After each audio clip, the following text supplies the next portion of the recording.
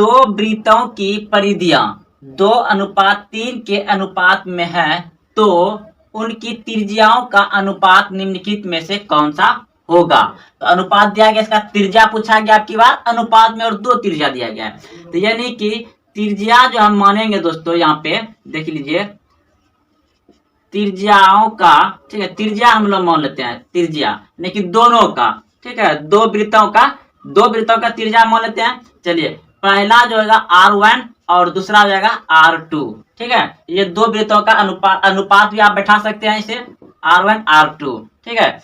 अब देखिए हम यहाँ पे दो वृत्तों का ये परिधियां दिया गया है, तो परिधि क्या होता है 2πr1 बटे, इसको बटे भी लिख सकते हो, तो 2πr1 दूसरा 2πr2, क्योंकि ये दूसरा आ जाएगा दो वृत्त है और दोनों का त्रिज्या हमको ज्ञात करना है, उनकी त्रिज्याओं का अनुपात ज्ञात करना। तो इस तरह हो गया। अब हमको अनुपात क्या दिया गया है, अनुपात दिया गया है हमको यहाँ पे 2/3 2/3 दिया गया है हमको अनुपात में ये। तो देखिए क्या करेंगे, इसको हम यहाँ पे ये दो और ये दो, ये पाई और ये पाई कट जाएगा, तो बचा क्या R1 बटे R2 बराबर 2/3 बचा।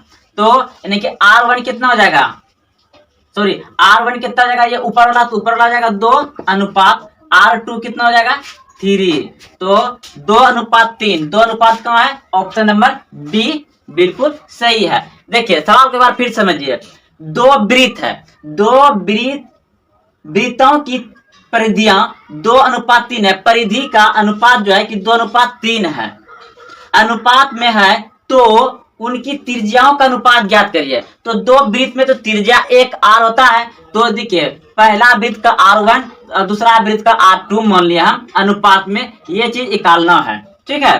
तो हम जानते हैं कि परिधि क्या होता है, तो अनुपात में बैठा दिए, तो यहाँ पे अनुपात हमको दिया था, तो 2πr बटे आप अनुपात जैसे देखिए A अनुपात B होता है, तो आप A/B लिख सकते हैं, तो वहां पे हम लिख दिए अनुपात में है। तो चलिए अब यहाँ पे देखें कि 2π कट गया, बच गया R1 और R2, इधर भी बच गया ये, तो R1 R2, तो 2/3, तो ये हो गया R1 का, मतलब पहले का त्रिज्या हो गया 2 और दूसरे का त्रिज्या हो गया 3। तो चलिए आप लोग अच्छे समझ गए, 2:3 ऑप्शन नंबर बी में बिल्कुल सही है।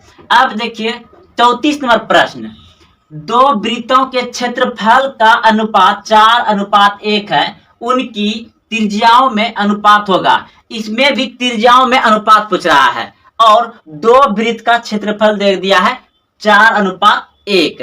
तो देखिए इसे भी हम क्या करेंगे, तो मानेंगे, यानी कि इसको भी मान लेंगे R1 और R2 दो, तो R1 R2 मान लिए।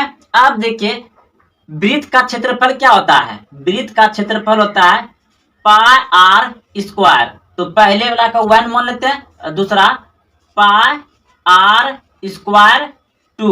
ठीक। इसका अनुपात कितना दिया गया हमको 4/1, 4/1, इसको ऐसे लिख दिए जैसा कि बताया था, इसको अनुपात को बटे में भी लिखा जाता है। तो अब देखिए यहाँ पे ये जो है कि कट जाएगा, क्या हो जाएगा, ये पाई और ये पाई कट गया, ठीक है। तो अब क्या हो गया आपका R² बटे R1 R2 का स्क्वायर बराबर 4/1।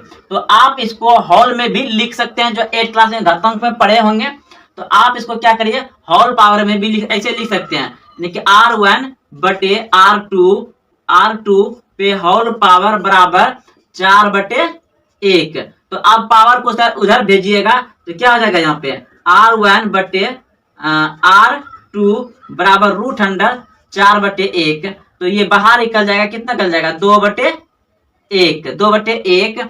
तो आपका R1 यानी कि यहाँ पे हो गया आपका R1 अनुपात R2, तो R1 कितना हो जाएगा 2:1, तो 2:1 कहाँ है, ऑप्शन नंबर सी सही है। तो दोस्तों आप समझ गए होंगे, डायरेक्ट ऐसा अगर पूछे क्षेत्रफल, तो देखिए क्या करिए, क्षेत्रफल पूछे तो डायरेक्ट दोनों का वर्गमूल निकाल लीजिए, दो वृत्त का क्षेत्रफल का अनुपात 4:1 है, तो उनकी त्रिज्याओं का अनुपात पूछे तो डायरेक्ट वर्गमूल निकाल लीजिए आप। जैसे दिया 4 और 1, तो ये पहला हो जाएगा, दूसरा वाला हो जाएगा। आंसर आपका ऑप्शन नंबर सी सही है। चलिए दोस्तों, आप लोग समझ गए होंगे। अगले प्रश्न की ओर चलते हैं।